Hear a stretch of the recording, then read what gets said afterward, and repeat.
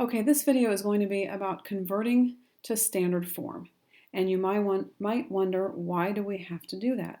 Well, we've discussed that each of the forms has its own benefits. And so the more forms that we are familiar with, the more benefits we can get out of it, which is good. So we're going to talk about how to change things to standard form today. So we're talking about from factored form to standard form and also from vertex to standard form. Now, we will also go the other way, from standard to vertex or from standard to factored. But for today, we're just going to do these two. Okay, the first step here is this is a multiplication problem. We have three things that are being multiplied. When you have three things being multiplied, you only multiply each thing one time. In other words, I'm not going to distribute this -2 times this one and times this term. We only multiply it by one of them. And so even to avoid that, I'm just going to do my distributing first. I'm going to do my double distributing. So I'm going to double distribute this first term. And then whatever I get there, I'm going to multiply by -2. So I'm going to do that inside those two binomials first. Okay, so I get x squared minus 3x plus 1x minus 3. I want to combine those, so I go ahead and combine my -3 and +1, and I get a -2x in the middle. And then lastly, I do want to now go ahead and multiply this, take that outside term, that monomial, and take it times all three on the inside. So I'm going to do that next. Okay, so when we do that, like I said in the beginning, we now have more tools. Each one of these has some different information, that each one of them has some good information. So I'm going to go to graph this now because we need some practice on graphing. And the whole reason, graphs and tables and functions, they all go together. So let's go ahead and take some time to graph this. As I look at it, I've got two different things I can look at. I can look at my x-intercepts from this original equation, and I can look at my y-intercept from the bottom equation.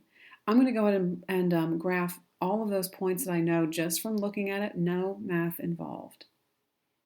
Okay, so I've graphed a -1 x-intercept and a +3 x-intercept, and I also graphed my +6 on my y-axis because that's my y-intercept.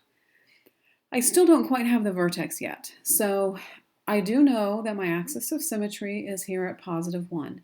I found that because two ways. For one, it's the middle between these two, so I can just count my boxes over and find the middle. The other thing is you could average -1 and 3 and divide by 2, and that gives me 1. So my axis of symmetry is there at 1. Now I need that because I need to find my vertex. I created this table over here. You don't have to use all of it. I just created it so you can see what we're doing, kind of a place to show your work. So I'm going to plug in a 1, and when I plug that in, I can plug it into either equation. It does not matter which equation. Maybe right now I'll just pick the bottom equation. So I'm going to plug that in. I get basically a -2 plus 4, that's 2, plus 6 is 8. So my x is 1, my y is 8. That is my vertex. And I already have now enough points for a parabola. If you didn't have enough points, you could plug in some more information here and work out the rest of your table. But I've got enough. So I'm going to stop there with my table, and I'm just going to connect my points and make my parabola. Okay, it's going to look something like this. And we can go back and talk about the 1, 3, 5 pattern. The 1, 3, 5 here is multiplied by -2. So we went down 2, right 1, down 2, left 1.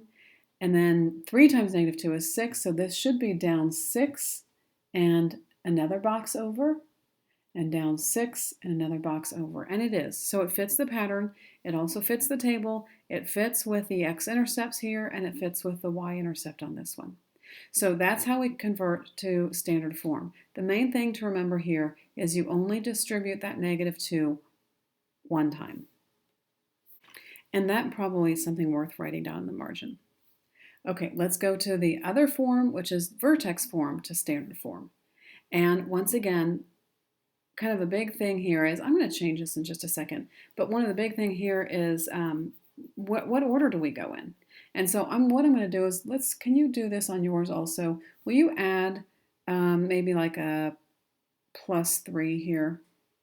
And the reason is because I'm talking about order of operations, and order of operations is the really important part here. So first of all, you have to multiply this.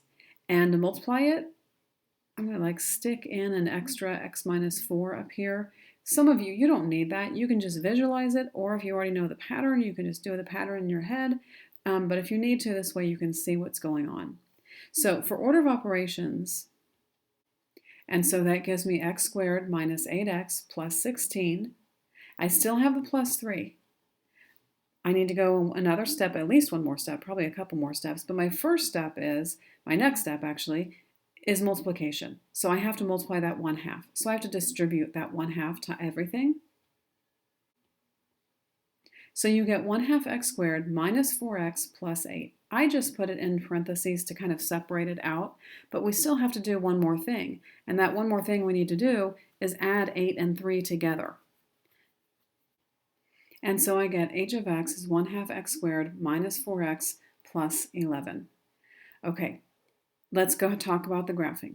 I have it in vertex form here. Vertex form told me that the vertex was at 4, 3. I need to graph 4, 3. I can also graph 11. Notice my graph only goes to 10, but can we just estimate that 11 is right about there for my y-intercept? Okay, and I'm going to graph that point 4, 3. 4, 3 is my vertex. And if that is the vertex, then it has reflection going through the axis of symmetry. Now up here, this is 4 boxes over that way, so I can go 4 boxes over this way and put a point here. The other thing is I have a leading coefficient of 1/2. That means I'm going to go up 1/2 a box and over a full box, and then up 3/2 of a box and over another full box. And now I have enough. I just made those first two kind of little tiny ones because they were all the 1/2 a box spot, which is kind of confusing. But now I have enough that I can connect these. Okay, this side got a little wavy, sorry about that. But here is my final parabola. As far as the table of values goes, you can use it for whatever you want to use it for. For instance, maybe you want to plug in a 2. And you could plug in that 2 either into the original equation or into the new equation, and you could work it out and you should get 5.